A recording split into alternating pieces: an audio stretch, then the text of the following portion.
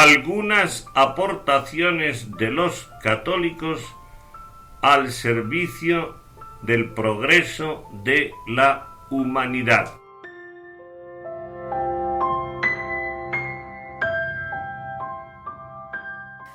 Jérôme Lejeune, 1926-1994.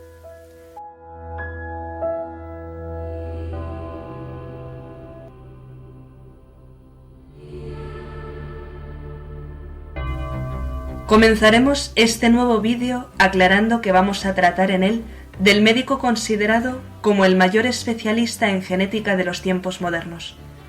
Nos referimos al Dr. Jérôme Lejeune, quien continúa así la aportación católica a la ciencia genética, cuyo fundador fue el religioso agustino Padre Gregorio Mendel, 1822-1884. El Dr. Lejeune descubrió en 1958 el origen de la enfermedad que entonces aún se llamaba mongolismo, de la que se sabía muy poco, y acerca de la cual existían creencias aceptadas con nulo fundamento, como que estaba ligada a la sífilis, enfermedad de transmisión sexual, o que su aparición se debía a una aportación materna. Año tras año, cultivando pacientemente tejidos una y otra vez, contando y recontando los cromosomas, nuestro protagonista había encontrado junto con su equipo del Hospital Trousseau de París que los afectados por el mongolismo tienen un cromosoma de más en el par 21. Era la primera vez en la historia que se identificaba claramente el origen genético de una dolencia y que surgía una pista para curar el mongolismo o síndrome de Down, que a partir de entonces iba a llamarse trisomía 21. Pero antes de responder a la pregunta de por qué no culminó este descubrimiento del médico francés y su equipo en la más que merecida recompensa del Premio Nobel de Medicina, conviene precisar qué entendemos por genética y por cromosoma. La genética es la parte de la biología que estudia los mecanismos que regulan la transmisión de los caracteres hereditarios. Por ejemplo, la estatura, el color del cabello, de la piel o de los ojos, o la transmisión de ciertos talentos naturales como la práctica musical o la facilidad para el aprendizaje de las lenguas, o la transmisión de la inclinación a contraer determinadas enfermedades. En cambio, la palabra cromosoma, que también procede del griego, significa cuerpo que se tiñe. Un cromosoma es una parte constituyente elemental de la célula, que es a su vez la unidad anatómica fundamental de todos los organismos vivos, generalmente microscópica, la unidad más pequeña que puede vivir por sí sola y que contiene como un paquete con el material hereditario de la persona. Lo que descubrió Lejeune fue que todas las personas en cada una de sus células tiene 23 pares de cromosomas, 46 en total.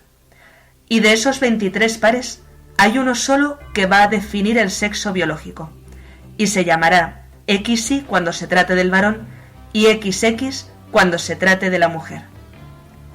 Y además, descubrió que en determinados casos minoritarios hay un cromosoma extra en el par 21.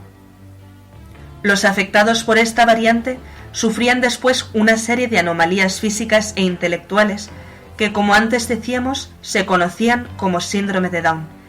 Y aunque el nombre fuera común, no todos los que compartían los 3 pares de cromosomas en el trío 21 tenían el mismo grado de deficiencias intelectuales o físicas.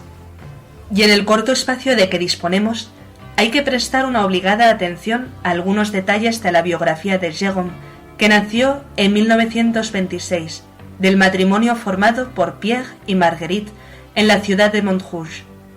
Los padres de Jérôme eran fervientes católicos, y al bautizarle le impusieron además el nombre de Juan por el discípulo predilecto del Señor, María por la Madre de Dios, Luis por el Rey Santo de Francia y Jerónimo por el Padre y Doctor de la Iglesia, siendo este último el nombre que utilizaría habitualmente. Hay que añadir que las políticas adoptadas por la República Francesa desde 1877 habían ido expresamente dirigidas a excluir de la vida pública cualquier manifestación de carácter religioso. Solo en 1880 se cierran por orden administrativa 261 conventos y 5.643 religiosos son expulsados de Francia. Más de 1 millar de jueces y policías que se resistían a aplicar esas leyes fueron cesados sin más, y cuando en 1901 una nueva ley apretó aún más las tuercas a los católicos, se vieron forzados al exilio 30.000 religiosos. Basten estos datos, que no son los únicos de este tipo que podríamos citar, para caer en la cuenta del mérito que suponía mantener el nivel religioso de la familia de Jérôme y de cómo le preparó para la lucha que le esperaba. La formación de Jérôme comenzará muy pronto en un colegio de religiosas, para pasar después, junto con su hermano Philippe, al colegio Stanislas de París, donde todos los días les llevaba su padre. Será durante estos años de formación cuando leyó una novela de Balzac, 1799-1850, El médico rural, cuyo mensaje puede resumirse en curar por amor y curar a los más necesitados. La novela decidirá la vocación del futuro pediatra, genetista y defensor de la vida, que tuvo una eficacísima ayuda en la que fue su esposa y madre de sus 5 hijos, la danesa Wirth, a la que conoció siendo ambos estudiantes en París, cuando le pidió que le prestara un bolígrafo en la biblioteca universitaria y con la que contrajo matrimonio en 1950. La ayuda que Wirth Lejeune aportó a la obra de su marido iría más allá de la tumba, pues se consagró a ella los 26 años que iba a sobrevivirle con su presencia activa en la fundación que lleva el nombre de su esposo. El caso es que con todo el peso que le daba su merecido prestigio científico, Lejeune defendería sin tregua, en todos los escenarios posibles y con un muy notable talento de comunicador, que desde el momento que el espermatozoide fecunda el óvulo, se crea una nueva y exclusiva célula, una identidad genética singular, definida e insustituible, es decir, un ser humano único e irrepetible que ya no necesita para nacer de otra aportación que nutrición, oxígeno y tiempo, ninguna aportación más, y el médico no lo puede matar. Y en los debates con los llamados progresistas que proponían abortar a los discapacitados, el servidor del verdadero progreso insistía en que suprimir al enfermo, porque no hay remedio para su mal, es una actitud derrotista. Y ponía ejemplos como el de que en la época de Napoleón será común suprimir a los enfermos de rabia en París por el procedimiento de ahogarlos entre 2 colchones. 12 años después nacía Louis Pasteur, 1822-1895, que en 1885 descubría la vacuna contra la rabia.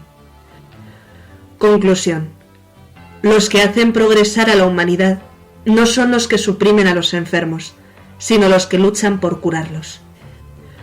En este contexto adquiere una especial relevancia la intervención del Dr. Lejeune ante el rey Balduino de Bélgica, que en agosto de 1989 le llamó a Bruselas para asesorarse antes de decidirse a negar su firma ante la ley abortista que el Parlamento belga elaboraba.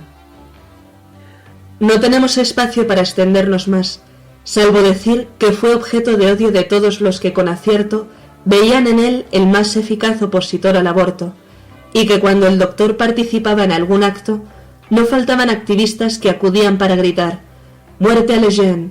¡Muerte a sus pequeños monstruos! Lejeune, te arrancaremos la piel». Este odio militante no siempre se manifestará con esta violencia, sino que en una segunda etapa consistirá en hacer el vacío en torno al genetista, en rodearle de un muro de silencio. Es dentro de este muro de silencio donde se incluye la exclusión del premio Nobel para el médico francés.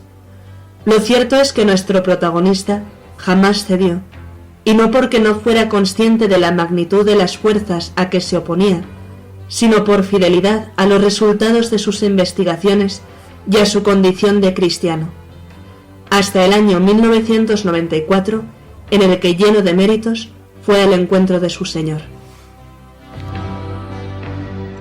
El 25 de febrero del 2007 se anunció la apertura de la causa de beatificación del Dr. Lejeune, reconocido universalmente tanto por su fidelidad a la Iglesia como por su excelencia como científico.